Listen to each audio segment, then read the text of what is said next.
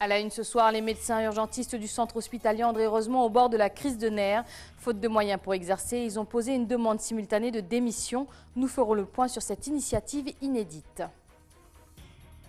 L'aménagement routier au cœur des préoccupations de la CTG qui met en place un nouveau rond-point dans l'île de Cayenne. Quelles seront les conséquences pour les usagers de l'axe Attila-Cabassou? Les réponses dans cette édition. Le village de Cacao vient de fêter ses 40 ans, l'occasion de lui réserver une exposition qui revient sur ses origines et son patrimoine hors du commun. Un reportage à découvrir dans votre journal. Voilà pour les titres. Mesdames et messieurs, bonsoir et bienvenue sur ATV Guyane. Ouvrons tout de suite ce journal avec un char dans la tourmente. Dénonçant leurs conditions de travail dégradées, 17 médecins urgentistes ont simultanément présenté leur démission ou mise en disponibilité. Un moyen pour eux de marquer de façon forte leur refus de continuer à pratiquer après plusieurs alertes adressées à la direction. Les détails recueillis par Pierre Tréfou. La situation est préoccupante pour le service des urgences SAMU du centre hospitalier de Cayenne. Les départs non remplacés du personnel et les besoins d'infrastructures ont poussé les praticiens contractuels du service à présenter une démission collective. Nous avons décidé d'essayer de mettre un coup d'arrêt au départ des médecins parce que ce qui est évident, c'est que cet été, nous ne sommes pas en nombre pour assurer la prise en charge des patients en Guyane, au SAMU et aux urgences de l'hôpital de Cayenne. Il est donc nécessaire d'avoir plus de médecins. Nous avons l'impression que nous n'avons pas de recrutement en vue et donc plutôt que de voir les gens partir les uns après les autres, nous avons décidé de démissionner collectivement ou de se mettre en disponibilité, c'est-à-dire de dire que dans 2 mois, nous ne travaillons plus dans l'hôpital de Cayenne. Cette action a entraîné la mobilisation de nombreux élus de Guyane. Les 17 signataires de cette démission collective ont pris cette décision face à l'absence de réponse concrète aux multiples alertes lancées concernant le temps et les conditions de travail des médecins du service. L'année dernière, il y a eu un certain nombre de départs. Il y a eu des courriers, il y a eu des rencontres à l'ARS. Il y a même eu un audit qui a été fait en début d'année. Et donc là, aujourd'hui, nous n'avons pas l'impression d'avoir des réponses concrètes, des réponses que nous voyons arriver. Et donc, nous nous sommes dit, on n'est pas entendu. Nous avons déjà fait de nombreux courriers, envoyé des mails, eu des réunions. On arrive au point de rupture. En sachant que tous les gens qui ont signé ces courriers sont des gens qui sont attachés aux urgences et au SAMU de la Guyane et qui veulent au contraire que ça fonctionne. Nous, ce qu'on veut, c'est donner une vraie visibilité au départ perlé et faire en sorte que ça s'arrête, qu'on arrête l'hémorragie des médecins, qu'on prenne à bras-le-corps le problème pour restaurer une vraie confiance entre la population et ses urgences. Une réunion de crise des différents directeurs des services a eu lieu aujourd'hui afin de trouver une solution et assurer les services des urgences du centre hospitalier de Cayenne. Ce matin, le président de la collectivité territoriale était à Regina pour assister à la mise en place du nouveau conseil municipal de la commune présidé par Pierre Désert. Un signe de soutien fort de la part de Rodolphe Alexandre adressé au nouveau maire qui est aussi l'un de ses conseillers territoriaux. Les travaux d'amélioration de la voirie continuent pour la territoriale. Ce programme inclut la création d'un rond-point sur l'axe Attila-Cabassou qui voit passer 25 000 usagers par jour. Ces travaux, dont le début est prévu pour juillet 2018, entraîneront quelques conséquences que vous présente Gaël Oassim. Un énième rond-point verra le jour à Cayenne. Cette fois-ci, ce sont les usagers de l'axe Attila-Cabassou qui auront la joie de découvrir les aléas des giratoires. La CTG, qui pilote ce projet, l'explique par le besoin de fluidifier la circulation sur une portion de route qualifiée comme majeure. Là, la CTG va engager des travaux au croisement de la route du Tigre d'Attila-Cabassou et de la route de Dégradé-Cannes, dite route de Cabassou également, de manière en fait à réaliser un giratoire à la place des feux qui existent aujourd'hui, compte tenu de la circulation. Car on se rend compte que ces feux, par rapport au trafic, on a plus de 25 000 véhicules par jour qui transitent par cet axe, et en plus un trafic poids lourd assez important du fait de la présence du port de Dégradé-Cannes. Et aujourd'hui, la manière dont était traité ce carrefour n'était plus adaptée à la circulation, et il était donc nécessaire d'intervenir pour pouvoir fluidifier et en même temps sécuriser cet axe routier majeur. D'un point de vue technique, ces travaux qui devraient débuter durant la période des vacances scolaires ne devrait pas avoir un impact trop important sur les usagers qui devraient pouvoir bénéficier de la circulation alternée. Ce projet est rendu nécessaire car aujourd'hui la circulation sur cet axe stratégique qui relie Dégradé-Cannes au reste de la Guyane est devenue primordiale puisque le carrefour à Feu n'est plus adapté. On le voit bien, hein, les usagers sont les premiers à en pâtir. On a des temps d'attente qui sont très longs aux heures de pointe. Donc le but de ce giratoire, ça va être de fluidifier la circulation. Et aussi de faciliter tous les convois de poids lourds qu'on a tous les jours, hein, avec un giratoire correctement dimensionné pour ces poids lourds. On va attaquer pendant la période scolaire pour limiter la gêne aux usagers et on part pour un délai d'environ 6 mois de travaux. Alors le coût de ces travaux est d'1 700 000 €. Donc c'est un investissement important mais qui est rendu nécessaire aujourd'hui par la circulation importante sur cet axe. Avec une dizaine de ronds-points, l'île de Cayenne pourra sans doute prétendre à un record de solutions circulaires pour lutter contre les embouteillages.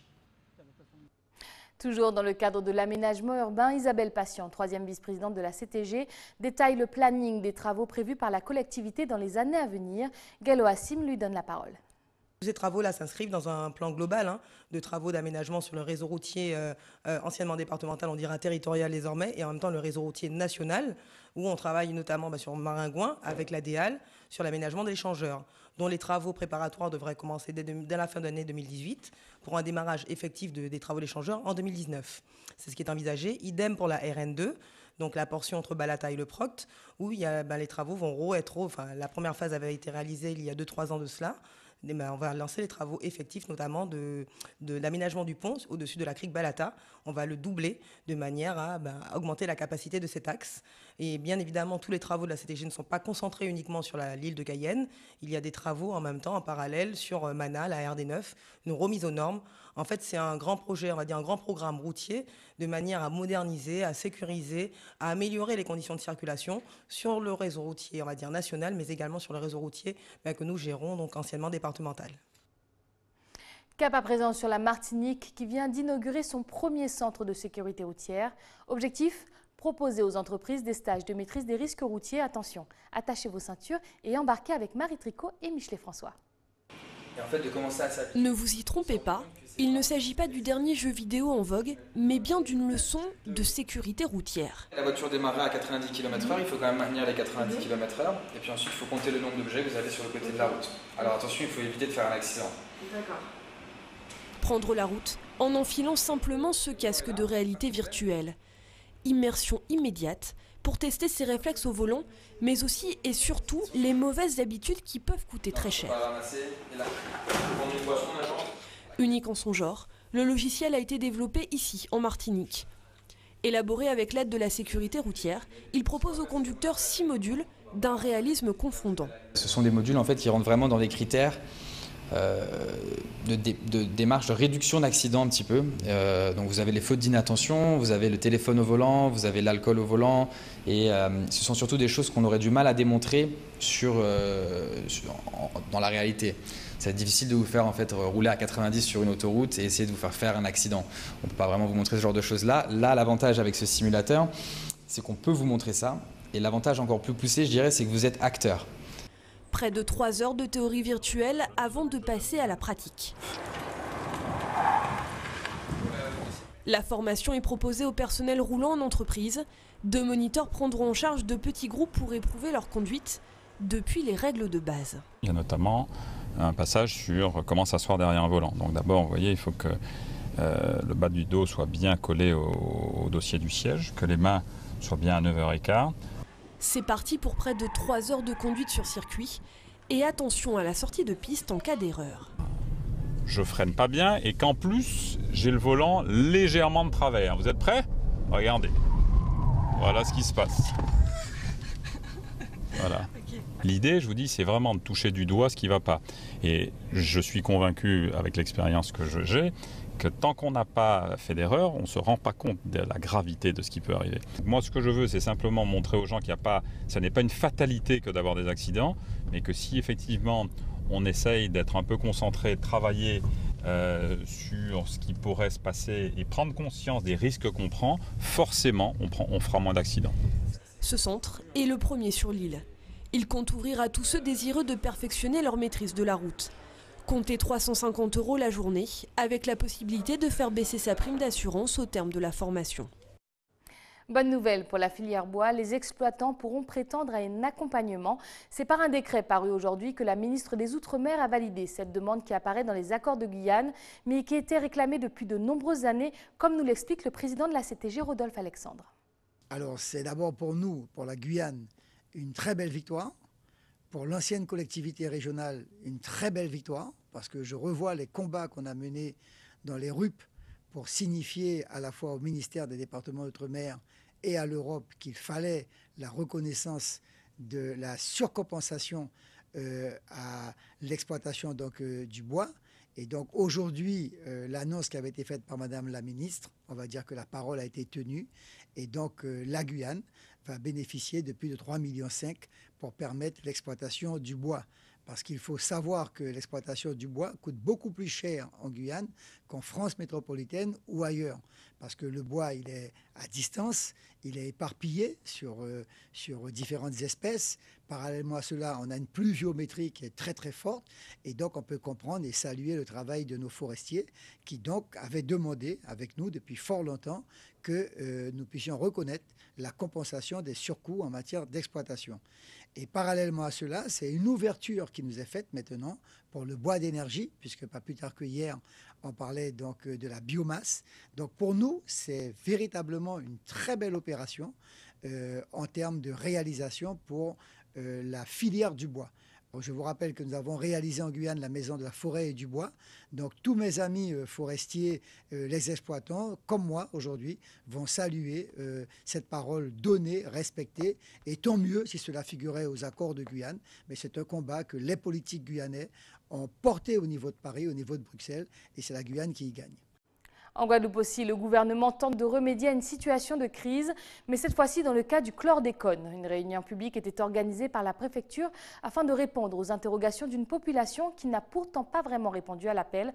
Plus de détails avec Anne-Elisabeth Artsen et Moïse Dexter. Échanger et répondre aux questions de tout un chacun concernant le chlordécone, c'est l'objectif de cette rencontre organisée par la préfecture. Tester une nouvelle façon de communiquer pour être plus proche des gens, plus proche des citoyens, pour leur permettre de venir poser leurs questions dans une ambiance très différente, sans devoir venir à la préfecture. L'idée, c'est vraiment ça, c'est de permettre aux gens qui n'osent pas poser les questions, qui ne se déplacent pas, soit qui n'osent pas, soit qui n'ont pas le temps, soit qui ne peuvent pas, peu importe le pourquoi du comment, tous ces gens-là, de venir leur dire on vient vous en parler. On vient vous en parler et on vient aussi prendre vos idées du terrain.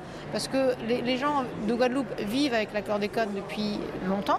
Un certain nombre d'entre eux ont déjà des solutions, ont des idées, ont réfléchi à la question. C'est important aussi qu'on prenne cette remontée du terrain, mais en direct. Jean-Marie a répondu à l'invitation de la préfecture, l'occasion pour lui d'affiner ses recherches sur le sujet. Je suis venu en tant que citoyen, en tant qu'écologue, je suis docteur en écologie et très intéressé par ces questions qui touchent à notre environnement et notre santé. En tout état de cause, j'étais aussi venu pour chercher des informations sur un médicament dont j'ai découvert par hasard l'existence en cherchant sur Wikipédia, médicament qui a été utilisé aux États-Unis pour décontaminer des organismes humains d'ouvriers qui avaient été contaminés par un accident chimique dans l'usine de fabrication du chlordécone. Donc ce médicament, c'est la cholestéramine. Il est utilisé apparemment aux États-Unis, au Canada, en Europe. Alors pourquoi n'en a-t-on jamais entendu parler ici? Donc j'en ai un petit peu parlé à l'ARS, j'en ai un petit peu parlé à l'université pour qu'au moins on fasse de nouvelles pistes de recherche. La préfecture souhaite ainsi impliquer plus de Guadeloupéens dans ce débat chlordécone et prévoit donc d'organiser d'autres rencontres de ce genre sur tout le territoire. Cap sur la Martinique qui a accueilli la 4e édition du Salon régional des midi-entreprises. Plusieurs centaines de collégiens, lycéens et jeunes de la mission locale y ont présenté leurs projets. Un reportage de Louis Sabas. Là, nous avons quoi? Des pâtes à la patate douce. Pâtes à la patate douce. Wow. Le produit est innovant. Non, je trouve ce produit excellent. Une idée de ces mini-entrepreneurs. Avec les pâtes, ils présentent aussi de la crème, toujours à base de patates douces. Du tubercule à la farine, le produit semi-fini, tout le processus de transformation est maîtrisé par ces chefs d'entreprise en herbe. Les patates douces que nous nettoyons, puis nous les épluchons et les séchons grâce à un séchoir. Après, nous obtenons des patates douces, des pétales de patates douces séchées que nous mettons après dans un un moulin qui donne de la farine de patate douce. C'est un produit semi-fini. Puis nous avons, après la farine de patate douce, les produits innovants puisque nous utilisons nos légumes caribéens que nous avons voulu valoriser, c'est-à-dire la patate douce qui est sans gluten. Ça veut dire que tout un chacun peut l'utiliser, les diabétiques, les obèses, tout le monde. Collégiens, lycéens, post-bac ou jeunes des missions locales, ils sont plus de 500 à défendre leurs projets d'industrie ou de service. De bonnes idées, souvent originales, comme ce jeu. Je prends le pion bleu. Les jeunes acteurs de demain abordent des sujets sérieux façon jeu de loi. Que veut dire le cycle VIH? Ma classe et moi-même présentons un Serious Game, un jeu sérieux qui a pour but de sensibiliser les jeunes face au comportement à risque. Dans ce Serious Game, nous trouvons 4 thèmes qui sont la drogue, le harcèlement, la violence et la sexualité. Vous lancez les dés, vous avancez dans le jeu et en fonction de la case, vous avez une question. Toutes ces mini-entreprises ont une réelle existence. Les jeunes ont pour tâche de les faire vivre le temps d'une année scolaire, bien suffisant pour connaître un certain succès, comme ces magnettes qui servent à ranger conserves et autres contenants métalliques. Cette entreprise marche bien parce que les clients sont très intéressés, parce que c'est un produit surprenant, innovant, qui n'existe pas encore. Il s'agit avant tout d'une compétition entre établissements scolaires. Des juges vont de stand en stand pour établir des notes. Un jury premier à être impressionné par l'implication des élèves. Ce sont des jeunes qui, dans le quotidien de travail au collège par exemple ou au lycée, ne s'expriment pas beaucoup vis-à-vis des adultes. Là, ils ont des capacités d'expression, d'argumentation, ils nous sollicitent, ils viennent nous chercher pour nous présenter leurs produits et c'est absolument extraordinaire. Le salon des mini-entrepreneurs en est à sa 4e édition. 3 promotions de jeunes ont déjà été sensibilisés à l'entrepreneuriat. Certains se sont révélés à travers cette aventure. Il y en a beaucoup effectivement qui ont expérimenté le programme mini-entreprise et du coup ils se sont dit « Ah, moi je peux faire cela ». Ils ont pris une assurance, une certaine confiance. Il y en a beaucoup qui souhaitent reprendre parce qu'ils ont la possibilité de déposer, de protéger l'idée de leur projet et de reprendre cette idée pour effectivement la poursuivre après les études. Et il y a beaucoup effectivement de jeunes qui ont expérimenté l'aventure il y a 4 ans et qui sont en phase de création de leur propre entreprise. Donc on peut dire effectivement que c'est très bénéfique pour nos jeunes. Les vainqueurs de cette compétition sont connus. Ils représenteront la Martinique au championnat de France. Un honneur qui revient à Easy Magnette pour les collèges. Soable de la mission locale du Nord avec son réseau social pour personnes à mobilité réduite. Cole du lycée Joseph Gaillard avec son compost. Et Sweet Potatoes du LP du Robert. Ils défendront leur chance à Paris le 29 mai prochain pour peut-être continuer l'aventure au niveau européen. Dans le reste de l'actualité, une étude publiée par l'OMS a établi le palmarès des villes les plus polluées de France. Et si Paris arrive sans surprise en tête, Fort-de-France en Martinique le talonne, alors que Matoury apparaît dans le peloton tête. Mais pourquoi une ville installée au cœur de la forêt amazonienne, pourtant réputée pour être le poumon du monde, fait-elle partie des villes les plus polluées de France? Élément de réponse collecté par Pierre Tréfaux. Ces particules fines, donc elles sont dues en fait à un processus, un phénomène naturel qui en fait consiste à... Il va y avoir des vents assez puissants, des alizés, qui vont en fait partir d'Afrique subsaharienne. À partir de là, elle va remettre ces vents assez puissants vont remettre en suspension des sables, des poussières désertiques à très haute altitude. Et donc ces particules vont parcourir l'océan Atlantique en fait en 5 à 6 jours. Et c'est souvent à une période bien précise dans l'année. Donc en Guyane, on appelle en fait ce phénomène la saison des brumes. Et donc elle se déroule de décembre jusqu'à mai-juin. Et donc en fait, c'est durant cette période-là qu'on va avoir un apport de particules fines. Donc ce sont ce qu'on appelle plus communément des PM10. Donc ce sont des particules dont le diamètre est inférieur à 10 micromètres. Et donc durant cette période-là, on va avoir un apport de particules fines sur le territoire. Et les concentrations peuvent monter très très haut. On a 3 stations fixes qui nous permettent de calculer des indices, Atmo et un IQA pour Kourou. Et donc en fait, nos implantations de mesure de stations, elles sont définies selon la population. En fait, à partir de la population, on va pouvoir définir des zones de surveillance et donc qui nous obligent à installer tel ou tel appareil. Après une halte à la Martinique et en Guadeloupe, une délégation sénatoriale est arrivée en Guyane pour faire le point sur les problématiques de la jeunesse et des sports dans le cadre d'un projet de loi. Gaël Oassim a interrogé à ce sujet Michel Magras, le président de cette délégation. Notre visite en Guyane est en fait une mission que nous réalisons actuellement. C'est un programme annuel qui est inscrit au programme annuel de notre délégation qui vise à traiter en profondeur la question de la jeunesse et des sports, en particulier en insistant sur la place des sports. Et nous sommes venus, donc nous parcourons toute la zone Caraïbe, mais notre sujet concerne l'ensemble des Outre-mer. Il s'agit pour nous de venir vérifier l'exactitude de tout ce qu'on sait sur le vieillissement accéléré de nos infrastructures, le manque d'équipement par rapport à la population, les difficultés de l'aménagement du territoire, la répartition, la problématique du sport santé, la problématique du handisport, du sport adapté, les questions de coûts supplémentaires liés au transport, liés en interne et à l'extérieur. Enfin bref, nous traitons la totalité des sujets au sport. Et à quoi ça va servir ? Nous, en juin, la délégation, les rapporteurs vont proposer un rapport avec des préconisations. Et ces préconisations, le passé nous l'a prouvé, sont suivies des faits. C'est-à-dire que nous nous battons pour qu'elles soient intégrées dans le programme soit du gouvernement, soit du Parlement, soit des collectivités. Et que les dispositions qui suivront à la suite de ce rapport, nous les suivons dans le temps, de manière à ce que nos Outre-mer progressent. Clôturons ce journal et cette semaine avec un peu d'histoire et de culture. Le village de Cacao a une histoire particulière, entièrement créé en 1977 afin d'accueillir la communauté Hmong fuyant la guerre. Cacao est aujourd'hui au cœur d'une exposition qui revient sur ses débuts. Je vous laisse la découvrir.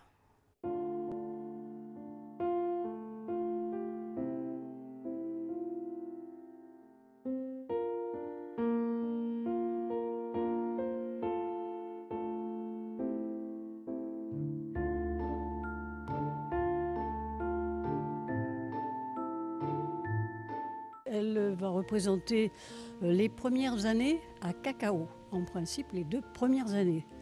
On parlera après du suivi, postérieurement à ces premières années, qui ont été celles du centre d'hébergement. Et après, Madame Jean, qui a travaillé comme enseignante dans le cadre de l'association pour les jeunes femmes en particulier, parlera, elle, de ce qui s'est passé plusieurs années après dans le cadre de la préformation.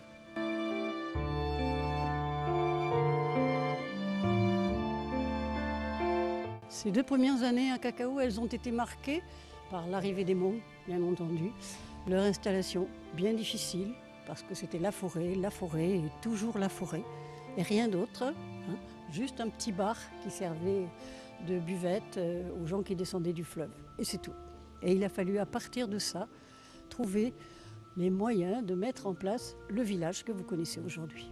J'accompagne Madame Ouachek pour la suite de l'accompagnement des Hmong à Cacao à partir de 1983, parce que moi je rentre en action en 1983. Le souvenir que je garde de cette époque, c'est la discrétion des Hmong d'abord. Je me suis adaptée à leur mode de vie. J'ai vécu 6 ans avec eux. J'ai eu la chance d'avoir un enfant à Cacao. Sur les 3 enfants que j'ai, la dernière est de Cacao. Et les Hmong m'ont organisé un baptême monumental. C'était le baptême du siècle, on peut le dire. Et ensuite, ma plus belle réussite, c'est sur l'effectif de 11 jeunes présentés à l'examen, 7 l'ont eu. Alors ça, c'est ma fierté.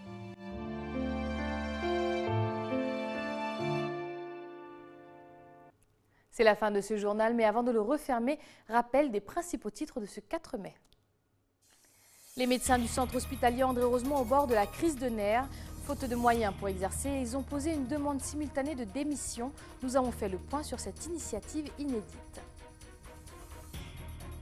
L'aménagement routier au cœur des préoccupations de la CTG qui met en place un nouveau rond-point dans l'île de Cayenne. Quelles seront les conséquences pour les usagers de l'axe Attila-Cabassou? Les réponses vous ont été présentées dans cette édition. Le village de cacao vient de fêter ses 40 ans, l'occasion de lui réserver une exposition qui revient sur ses origines et son patrimoine culturel hors du commun. Un reportage que vous avez pu découvrir dans votre journal. C'était le journal de la rédaction. Merci de nous avoir choisis. Tout de suite, l'édition nationale de BFM TV. Je vous souhaite un excellent week-end avec les programmes d'ATV. Desama, Wapasa, Wanbuneti.